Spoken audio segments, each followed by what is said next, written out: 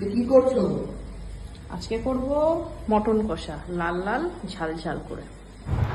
আজ রবিবার আর কালকে এখানে রাত্রেবেলা খুব বৃষ্টি হয়েছে, তাই পুরো ওয়েদারটা ঠান্ডা হয়ে গেছে।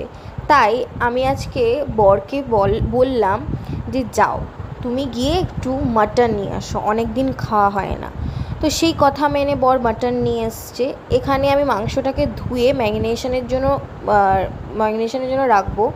এখানে ফার্স্টে দিলাম আদা, রসুন, কাঁচা লঙ্কা বাটা, তারপরে নুন, হলুদ আর 2 টেবিল স্পুন এখানে দই দিয়ে দিয়েছি, টক দই, আর একটু লাল গুঁড়ো লঙ্কা দিয়েছি আর তেল দিয়ে দিয়েছি। ভালো করে ম্যারিনেশন করে আমি এখানে 2 ঘন্টার জন্য ম্যারিনেশন করে রাখবো। আপনারা চাইলে আরও বেশিক্ষণ রাখতে পারেন, আর আপনারা চাইলে 1-1.5 ঘন্টাও রাখতে পারেন।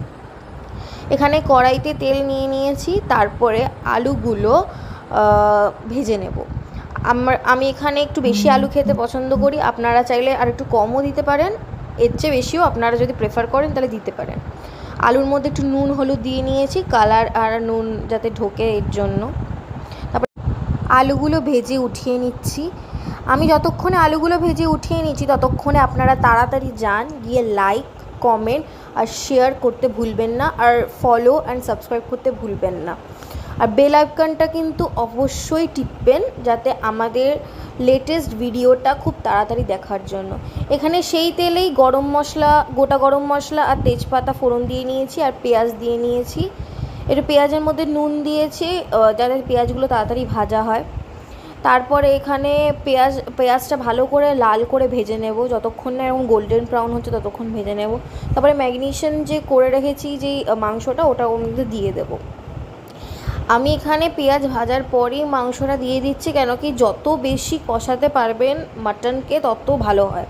তারপরে এখানে টমেটো দিয়ে দিচ্ছি, একটু টক একটা ব্যাপার আসবে, খুব ভালো লাগে এর টেস্টটা। তারপরে ভালো করে কষিয়ে নেবেন।